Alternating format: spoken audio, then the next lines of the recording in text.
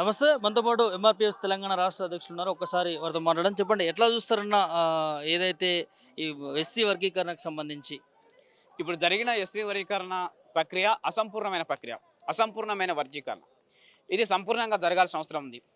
రేవంత్ రెడ్డి ప్రభుత్వం ఎస్సీ వర్గీకరణ చేయడానికి ముందుకు రావడాన్ని మేము స్వాగతిస్తున్నాం. ఎస్సీ వర్గీకరణ చేపట్టబోతున్నందుకు మేము స్వాగతిస్తున్నాం. కానీ దానిలో జరిగిన లోపాలను సవరించడం ద్వారా, దానిలో జరిగిన తప్పులను సవరించడం ద్వారా ఈ ఎస్సీ వర్గీకరణ ప్రక్రియను సంపూర్ణంగా పూర్తి చేయాలని రేవంత్ రెడ్డి ప్రభుత్వానికి మేము విజ్ఞప్తి చేస్తున్నాం. ఇప్పుడు తెలంగాణ రాష్ట్రంలో మాదిగల జనాభా అత్యధిక జనాభా. ముఖ్యంగా 32,70,000 పైగా మాదిగల జనాభా ఉంది. మాకు న్యాయబద్ధంగా జనాభా ప్రతిపాదన మాకు 11% రిజర్వేషన్ రావాలి. కానీ ఈ వర్గీకరణ కేటాయింపులో మాకు కేవలం 9% రిజర్వేషన్ మాత్రమే కేటాయించారు. 2% రిజర్వేషన్ మేము నష్టపోయినాం.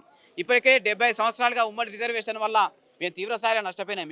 ఇప్పుడు వర్గీకరణ జరగడం వల్ల కూడా 2% రిజర్వేషన్లు నష్టపోవడాన్ని మాదిగ జాతి అంగీకరిస్తలేదు, మాదిగ జాతి సహిస్తలేదు.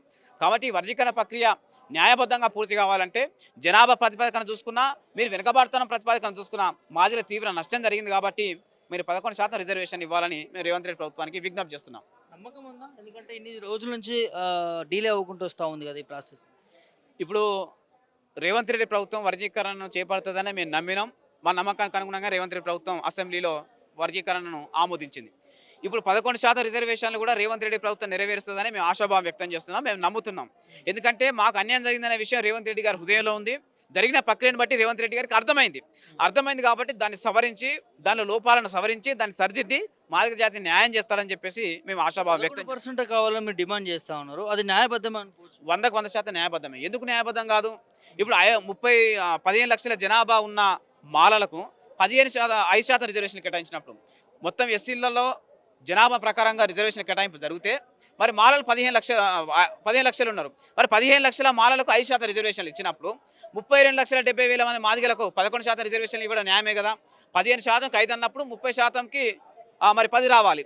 మరి మేము ఇంకా 2,70,000 మంది ఎక్కువ మంది ఉన్నాం కాబట్టి మేము ఇంకో శాతం రావాలి. కానీ 11% రిజర్వేషన్ అనేది జనాభా ప్రాతిపదికన సరైన నిర్ణయం. దాంతోపాటు మా వెనుకబాటుతనం ఆధారంగా చూసుకున్న 75 ఏళ్ళుగా ఉమ్మడి రిజర్వేషన్ వల్ల మేము నష్టపోయినాం.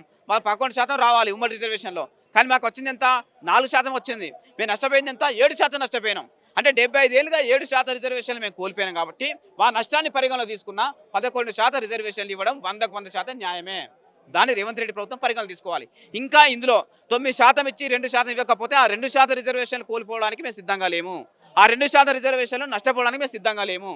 దాన్ని ప్రభుత్వం పునరాలోచన చేసుకోవాలని మేము కోరుతున్నాం. లక్ష డప్పులు వేల గొంతులు కాన్సెప్ట్ తీసుకొస్తా ఉన్నారు. సో ఏంటి దాని ఉద్దేశం? లక్షల డప్పులు వేల గొంతులు అనేది మా జాతీయ సాంస్కృతిక ప్రదర్శనకు సంబంధించిన కార్యక్రమం. దాన్ని మా జాతీయ సాంస్కృతిక వాయిద్యమైన డప్పులను మోగించడం ద్వారా మా జాతీయ ఆవేదనను ప్రపంచానికి చాటి చెప్పాలనుకుంటాం. డప్పు ఈ భూమి మీద పుట్టినటువంటి పురాతన వాయిద్యం. డప్పుకున్న చరిత్ర ఇక్కడున్న ఏ వాయిద్యం లేదు. డప్పు మీద స్వరాలు పుట్టినాయి, డప్పు మీద సంగీతం పుట్టింది, డప్పు మీద విప్లవం పుట్టింది, డప్పు మీద చైతన్యం పుట్టింది, డప్పు మీద సామాజిక న్యాయం పుట్టింది, డప్పు మీద సమస్తం పుట్టింది. కాబట్టి సమస్తాని మూలం డప్పు. కాబట్టి మా డప్పు ఈ సమస్త మానవాళి కష్టాల్లో పాలు పంచుకున్నది, సుఖాల్లో పంచుకున్నది, నష్టాల్లో పాలు పంచుకున్నది, బాధను పంచుకున్నది, సంతోషాన్ని పంచుకున్నది, అన్ని కులాలతో అనుబంధాన్ని ఏర్పాటు చేసుకున్నది ఆ చరిత్ర డప్పుకు మాత్రమే ఉంది. కాబట్టి ఆ డప్పును వాయించడం ద్వారా ఆ డప్పు గౌరవం తీసుకురావాలని, ఆ డప్పును వాయించడం ద్వారా మా వర్గీకరణ ఆకాంక్షను ప్రభుత్వానికి పాలకులకు చెప్పాలనే ఉద్దేశంతో మేము లక్షల డప్పులు వేల గొంతుల కార్యక్రమానికి శ్రీకారం చుట్టడం జరిగింది.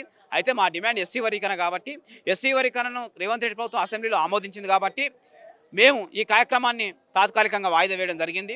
ఇప్పుడు మేము రేవంత్ రెడ్డి ప్రభుత్వం ముందు 2% మాకు అదనంగా రిజర్వేషన్లు ఇచ్చి 11% రిజర్వేషన్లు కేటాయించాలని ప్రతిపాదన పెట్టాం. కాబట్టి ఆ ప్రతిపాదన మీద రేవంత్ రెడ్డి ప్రభుత్వం వైఖరి ఎలా ఉంటుందో తెలుసుకున్న తర్వాత మా తదుపరి కార్యాచరణను మా అధినేత మందకృష్ణ మాదిగ గారు ప్రకటిస్తారు.